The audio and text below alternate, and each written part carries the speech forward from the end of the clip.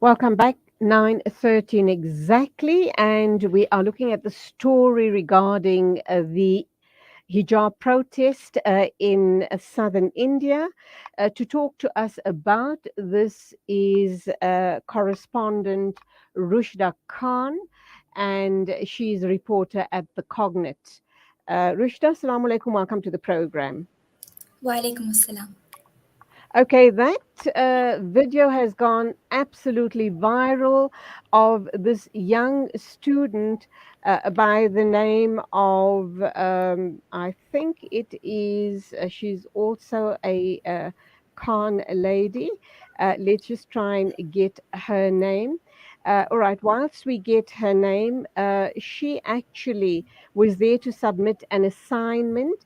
That's the reason why she entered the college, and there was a group of people that would not allow her access or tried to ban her access from going into the actual college.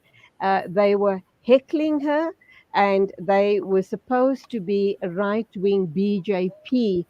Supporters, all young people, apparently at least 10% of them were college students at the very same college where she went over to hand in her papers, and her name is Muskan Khan.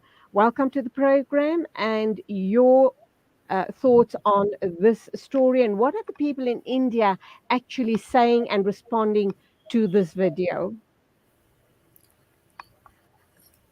As you pointed out, the video is viral and it's making news everywhere.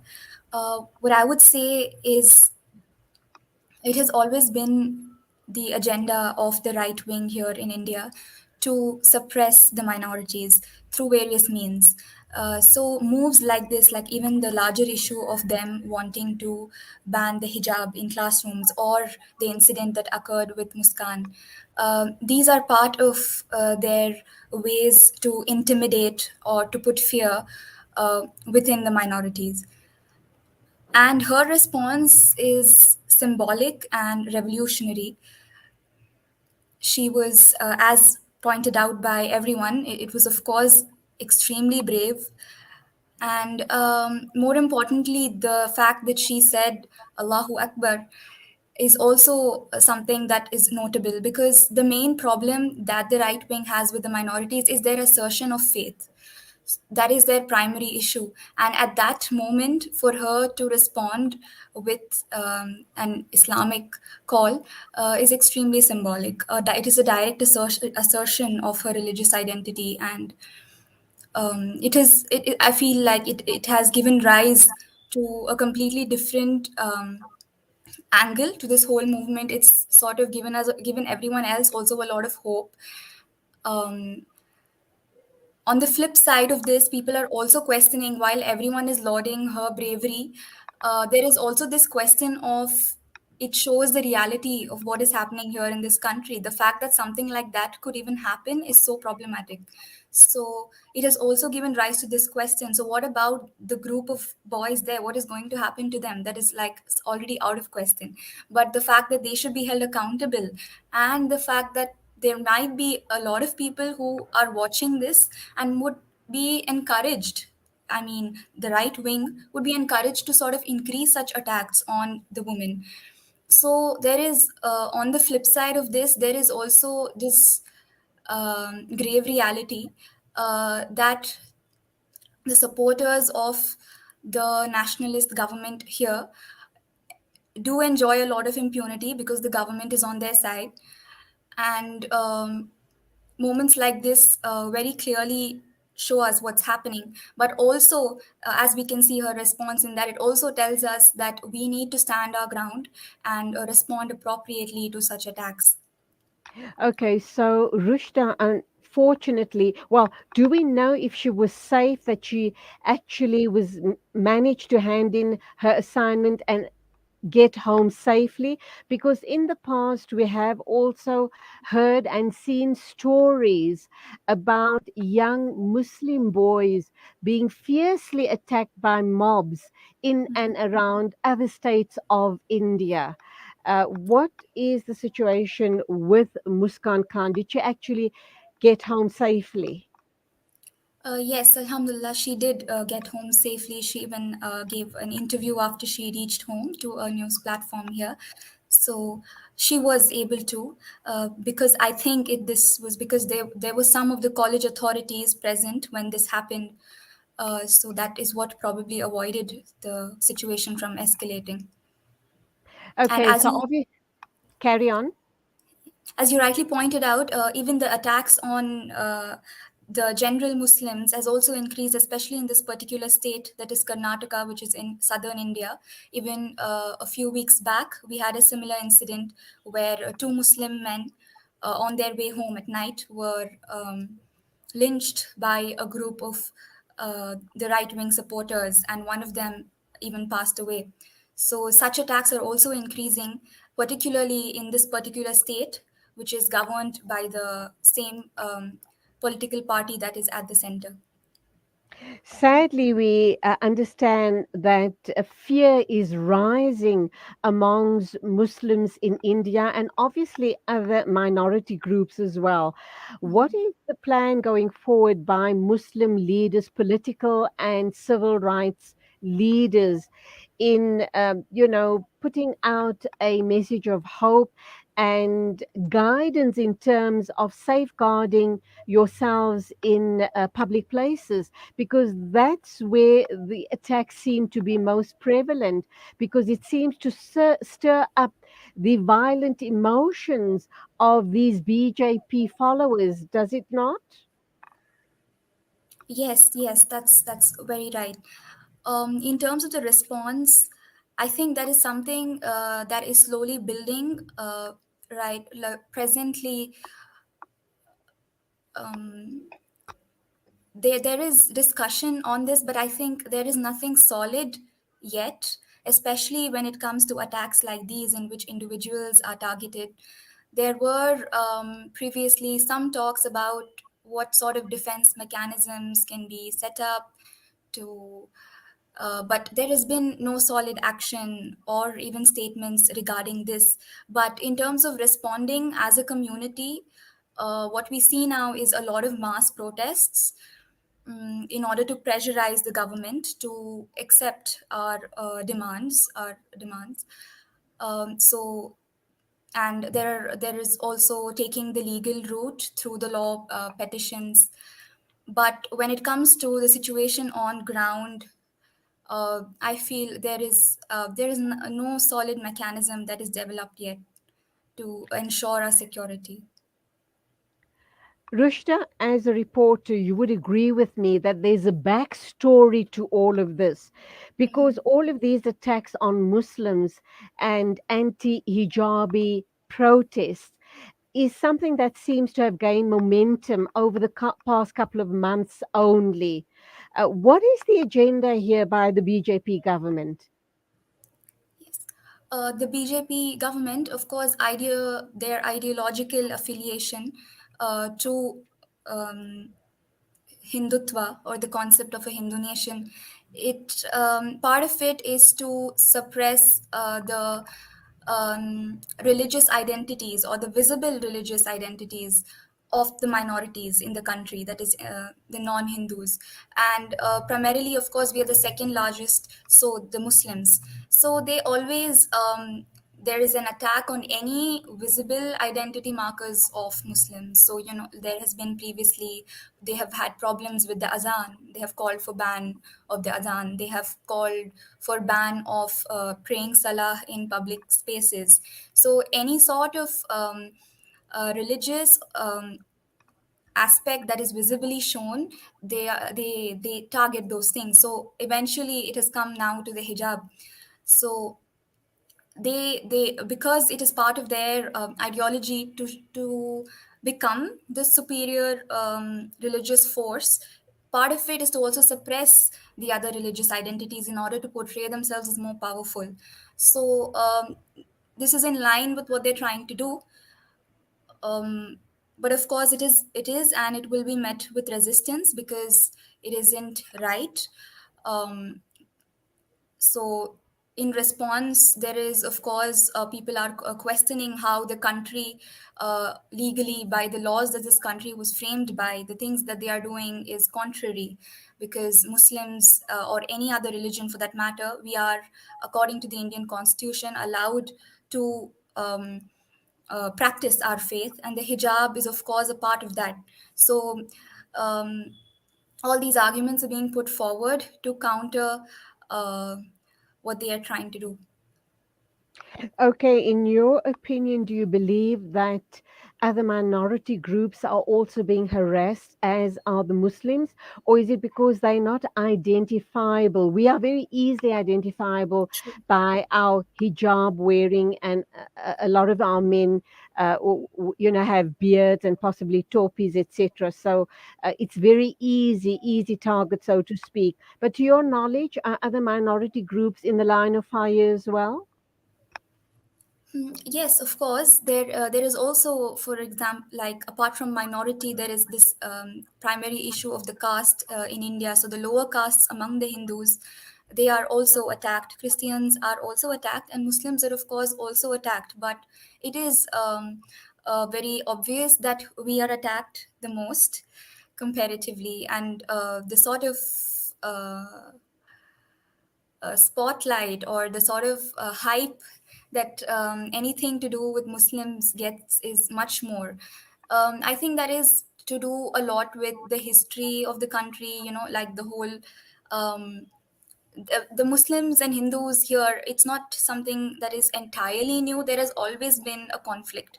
So, with the current regime in power, it has only blown up that conflict that has always been there. So, comparatively, the other minorities do face comparatively lesser, but um, definitely they are also going through a lot of oppression under the present government.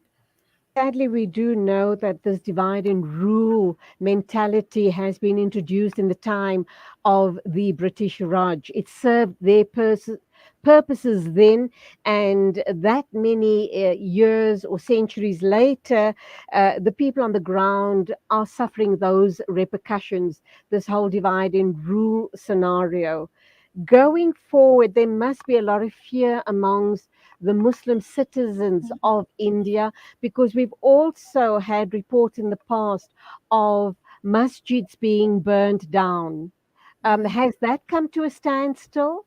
Are Muslims uh, feeling safe? They're going to a masjid to perform prayers. They will be safe in that space, or is that mentality still in play?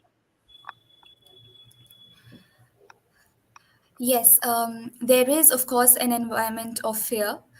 Um, and I would say it is increasing. There are some Muslims who still feel that things are going to be all right. Usually, the more privileged, economically privileged Muslims are. That's what the narrative is. It's not like it's not a general. It's just a generalization, but. It is definitely everyone does have this opinion that things might get worse, and there is of course an element of fear, like even now, like the girl who went to her college. Now, of course, all the other parents of the Muslim girls in that college, they are going to sort of have second thoughts, or they are going to be worried about whether their daughters could be in a similar situation, and what if the situation is worse.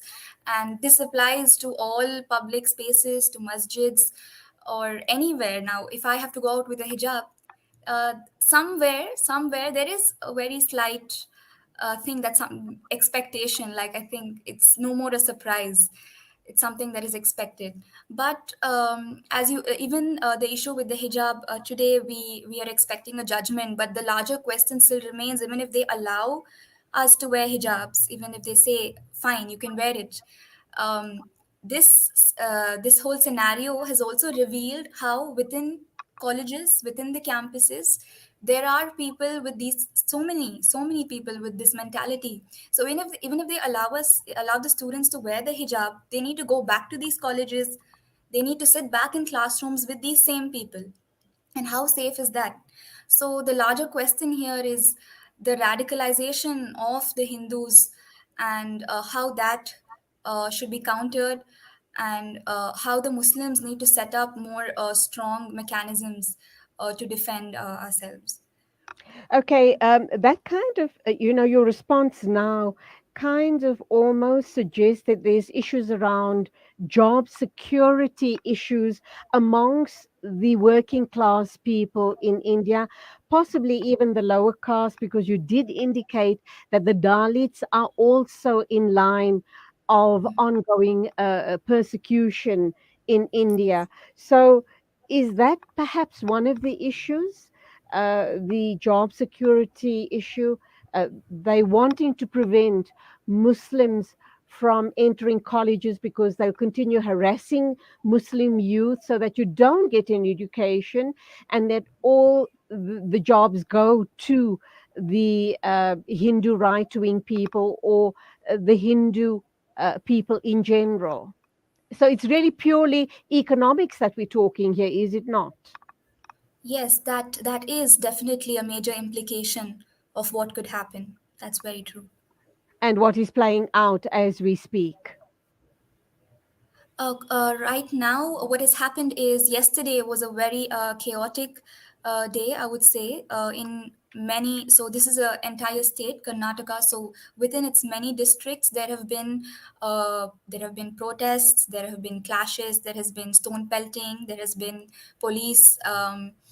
Uh, Dispersing crowds. There's been a lot going on yesterday, because there are, on one hand, girls, Muslim girls, wearing the hijab, wanting to enter campus, and on the other hand, there are large groups of men wearing these saffron scarf shawls in defiance. So yesterday there was a lot of clashes, both of them trying to enter the same space, and then the police intervening. And in one place, some of these right wing leaning students pelted stones at a college, and there was also this viral incident. So after all of this, the chief minister of the state announced a 3-day holiday.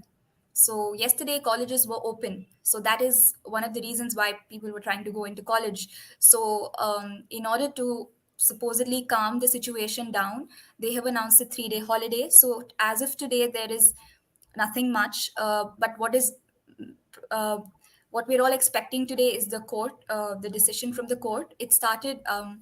The hearing was yesterday, actually. It started yesterday, and just to go through what happened, the side from the government who are saying that the hijab must not be allowed in campus, they sort of quoted few previous judgments from the court which took a similar stand. And they said that the exact uniform that is prescribed is the one that students need to wear. They cannot add a hijab to it or do anything of that sort. But then the petitioner, the girls, and the lawyer representing them have argued with other judgments from the court, which have taken this stand that girls will be allowed to wear the hijab because it is a part of the religious practice. But no decision was reached yesterday, and everyone is awaiting for what decision will come today, and it will say a lot. It will basically determine what is going to happen next. Rushda, that's where we will leave it. Thank you indeed for your time this morning, for sketching a very clear picture for us of exactly what is happening in India, the very strong anti Muslim stance that is going on there and seems to be growing by day. Rushda Khan is a reporter at the Cognate, and she was talking about the college student Bibi Muskan Bibi Muskan Khan, and she is the young girl in the video that has gone viral. the hijab protest story, the young girl that protested against a group of young Hindu right wing youth in saffron. With saffron scarves around their necks, and they were trying to harass her, but she responded by raising her fist and reading the takbir. So that's the story up to now, inshallah. As it develops, we will keep you posted right here on Salam Media. 9:33 exactly, news and views on Salam Media.